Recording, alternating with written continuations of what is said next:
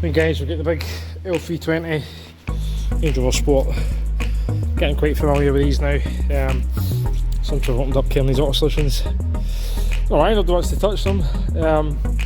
I've had a visual look around here, not disturbed in. You can see obviously I knew all the bits of protective cover are just turning to plastic. I mean it is plastic, but I mean look at this brittle as anything, it's just breaking up in a million bits, so that's crap, that's no good anymore.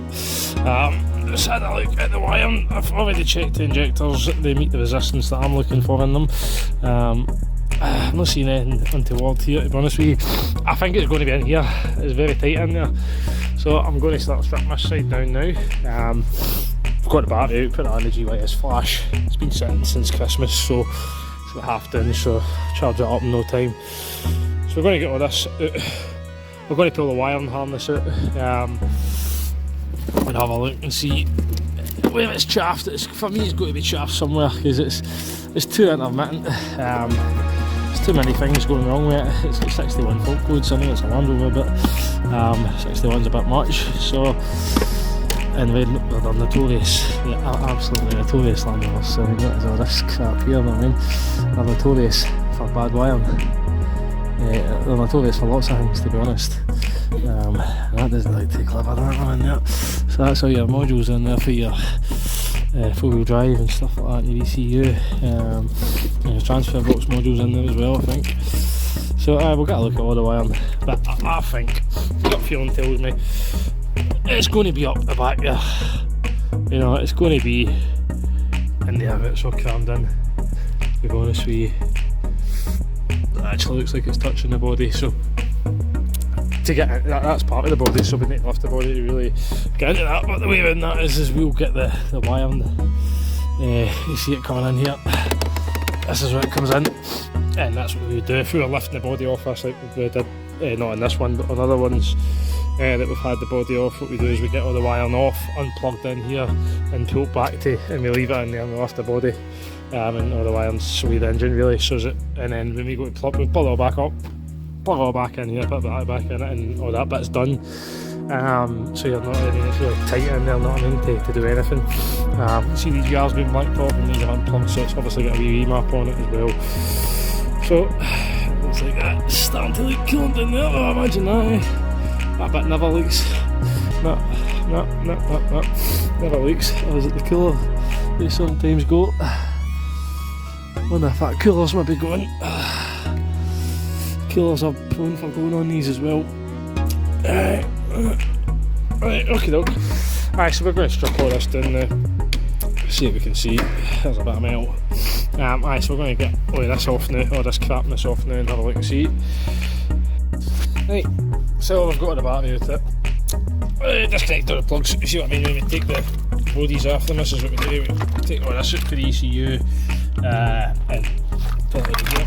That's where you're wiring that for the engine, and you can just lift the tub up. There's obviously lots more to do other than just lift the tub, but we did find this one wire.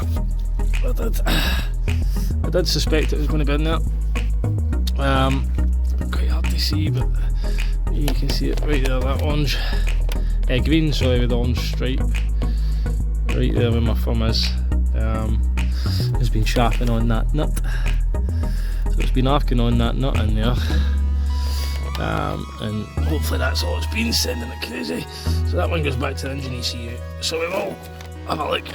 So what we'll do is we'll just put the battery back, we'll put as minimal bits back in as possible, and we'll run it all. We know then the misfire was intermittent. It was coming up with the injection, it was coming up with 61 fault codes, so hopefully that's just been sending all crazy. We can get that repaired, and it just needs a wee bit more protection now. It's just been arcing, it's been shortened. So back to the ECU, sent the ECU crazy. So I don't see any other ones in there. Well, obviously that's quite difficult. The best thing to do would be to get the wiring right out it, but I'd probably need to lift the body up a bit. Not to get it right out, but we can tape this one up. I have cleaned all it with electrical cleaner to see if there's any other bits, and I'll go over it because you can see all the glue's kind of stuck to it. you know, for that fabric tape that they put on. So, but I don't see any other bad bits, no other than that one. So I will give it all a bit of clean up and, you know, and go through it a bit off cam. But looks like just that one.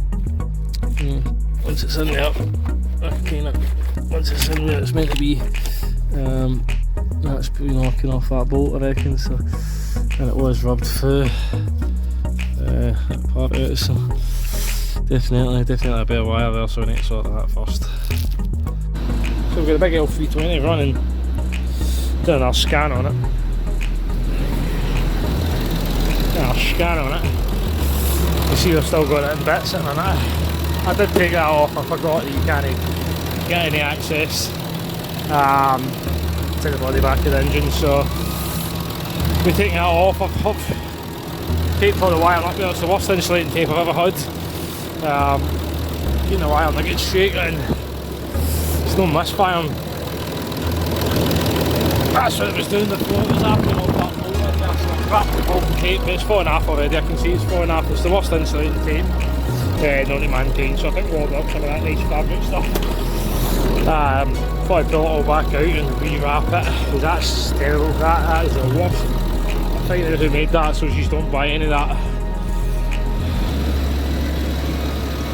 Whoever that is, waffles or something terrible. It's waffle is what it is.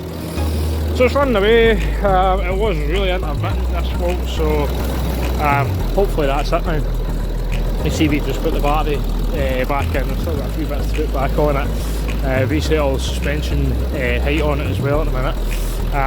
But that's what it was brought into us for, was a suspension fault, an HTC system's fault. And then obviously it wouldn't run. So 110,000 mile on the big bad boy, not too bad. So power control, it's been through it. Aircon gas, it's not got it. So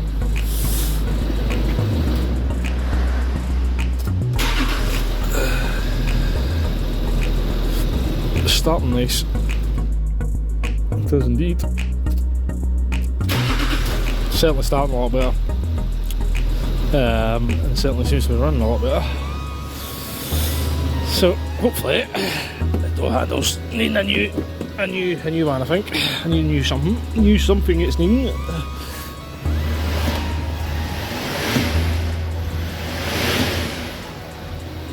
It seems okay, but it was really intermittent. See, that's what I do at night. It was really intermittent, but I will road test it in the way. Well, I'll put the wipers on it obviously because it's Scotland. So I'll put the Scotland and the wipers back on it and go out and get it around tomorrow. Happy days, man, happy days. Instrument cluster, it's interesting. You know what happens with the Land Rover instrument clusters when they go wrong. We are getting more faults now. There was 61 fault codes in this vehicle. I can hear the compressor going like the farpers. It's a bit smoky.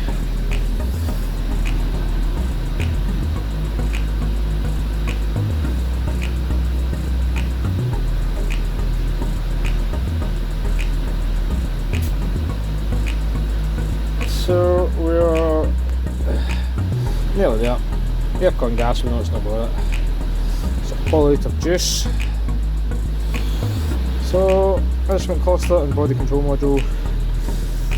TL lamps, intermittent, and battery back sounder. Permanent fault. It's maybe something I've got unplugged at the battery, to be honest with you still. So right, save all the datas.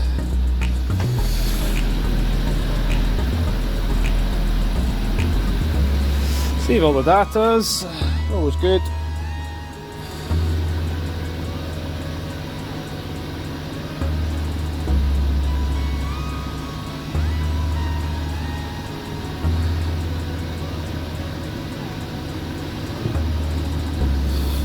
I'll save that. And we'll just keep running it until we need to leave, see what it does. So we've already emailed, I think, copy. Again, I can't remember. l320. Again, another one. And then tomorrow we're going to the big disco. We've been having a look at the disco, been having a lot of play with it. So that's a compressor stop, thankfully. Yeah, so it's cleared the one out of the instrument cluster again. So well, a couple of wee faults on it still, but we'll need to road test it all, make sure it's all tickety boo, but it seems to be okay now. And like I said, that tape's absolutely terrible, so I've got to re-love your electrics fan in, because I've been doing that earlier on and we realised we had run out of electrical tape. We were doing a reversing cam yesterday. So the big girl seems to be going okay. This engine cover was missing anyway when it come in. Seems okay. I mean, there was a bit of steam done on this car. It's got coolant leaks down inside the bank. And I think we're going to be okay on this one, to be honest. And that's amazing what one wire can do. You know, one bad wire into that ECU and sent this thing crazy, so happy days on that, I think.